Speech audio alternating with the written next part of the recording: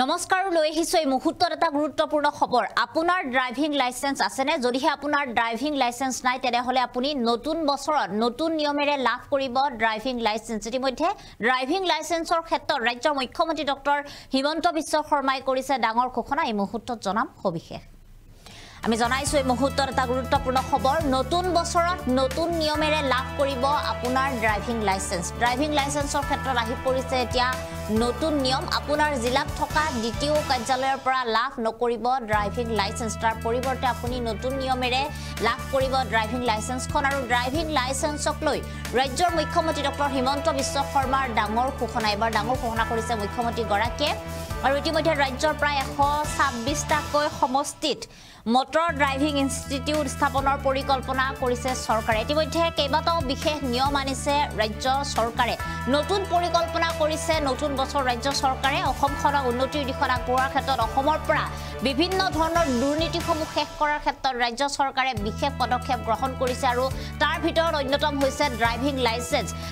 লাইসেন্সৰ ক্ষেত্ৰতো বহু সময়ত দুৰ্নীতি কৰা দেখিবলৈ পোৱা যায় যাৰ বাবে ৰাজ্য চৰকাৰে এতিয়া নতুন বছৰত নতুন নিয়মেৰে ড্ৰাইভিং লাইসেন্স দিয়াৰ ব্যৱস্থা কৰিছে আৰু ইয়াৰ বাবে এই কথা উল্লেখ কৰিছে ৰাজ্যৰ মুখ্যমন্ত্ৰী গৰাকীয়ে এতিয়াৰে পৰা দ্বিতীয় কাৰ্যালয়ৰ পৰা আপোনাৰ ড্ৰাইভিং লাইসেন্সখন আপুনি লাভ নকৰিব তাৰ পৰিৱৰ্তে আপুনি অন্য নিয়মেৰে লাভ কৰিব ড্ৰাইভিং লাইসেন্সখন ৰাজ্যৰ যি 126টা সমষ্টি এই 126টাকৈ সমষ্টিত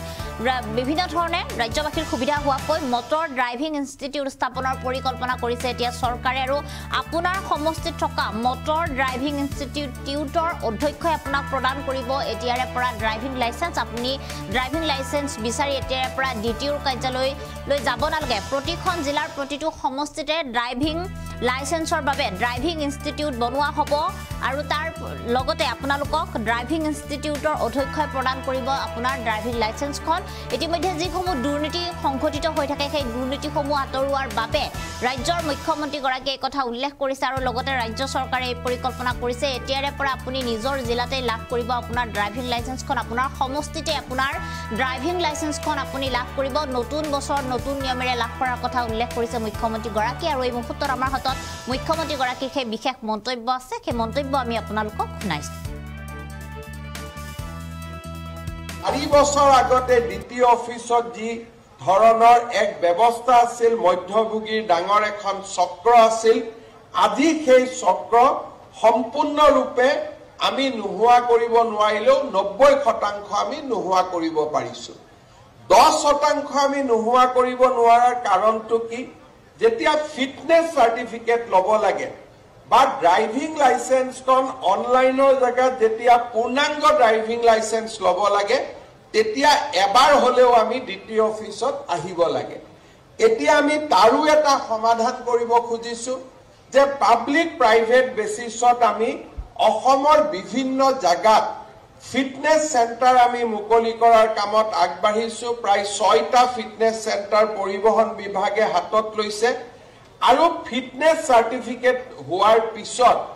আৰু কি যেতিয়া ব্যক্তিগত খণ্ডলৈও ফিটনেস কেন্দ্ৰবিলাক গুচি যাব তেতিয়া হি এমভিআই বা এনফোৰ্সমেন্টৰ ওপৰত নিৰ্ভৰশীল নহব সেই সেন্টাৰৰ পৰা ফিটনেস সাৰ্টিফিকেট তেওঁলোকে লব পাৰিব আৰু ইতিমধ্যে আমি আন ব্যৱস্থাৰ জৰিয়তেও যাতে যেতিয়ালৈকে ফিটনেস পুৰা ই আমাৰ কব গলে বিভিন্ন জায়গাত ফিটনেস সেন্টাৰবোৰ গঢ়ি নুঠে তেতিয়ালৈকে আমি অন্তত পৰিবহন নিগমৰ ভিতৰতে তাকো আমি উন্নত কৰাৰ প্ৰচেষ্টা কৰিছো যাতে দুৰ্নীতি কমি যাব পাৰে ইয়াৰ লগতে ড্ৰাইভিং লাইসেন্সৰ ক্ষেত্ৰতো আমি এনকাৰেজ কৰিছো যাতে অসমৰ প্ৰতিটো বিধানসভা সমষ্টিতে এখন মটৰ ভেহিকল ইনষ্টিটিউট গঢ়ি উঠে আৰু মটৰ ভেহিকল ইনষ্টিটিউটৰ প্ৰিন্সিপাল জনকে আমি দ্বিতীয় জনৰ হৈ লাইসেন্স দিয়াৰ অধিকাৰ দিব খুজিছো আৰু ই নিবনুৱা লোককো কৰ্মসংস্থাপন দিব আৰু 126টা যদি আমি ড্ৰাইভিং ট্ৰেইনিং সেন্টাৰ গঢ়ি তুলিব পাৰো লাইসেন্সখনো তাৰ প্ৰিন্সিপাল জনে দিব তেতিয়া আমি লাইসেন্স লবৰ কাৰণেও দ্বিতীয় অফিসত আহিব নালাগে দ্বিতীয়ৰ পাৱাৰটো আমি সেই মটৰ ড্ৰাইভিং ইনষ্টিটিউটখনৰ প্ৰিন্সিপালক দিব খুজিছো যাতে লাইসেন্সটো প্ৰিন্সিপালজনে দিব পাৰে আৰু মটৰ ড্ৰাইভিং ইনষ্টিটিউটখন ভাল কৰি চলি আছে নে নাই তাক চাবৰ কাৰণে পৰিবহণ বিভাগক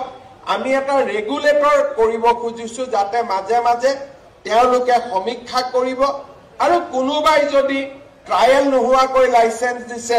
নিশিকোৱাকৈ লাইসেন্স দিছে সেই ইনষ্টিটিউটখনৰ লাইসেন্স তেওঁলোকে কেনসেল কৰিব পাৰিব এই দিশটো আজি আমি আগবাঢ়ি গৈছো যাৰ ফলত পৰিবহণ নিগমৰ লগত জড়িত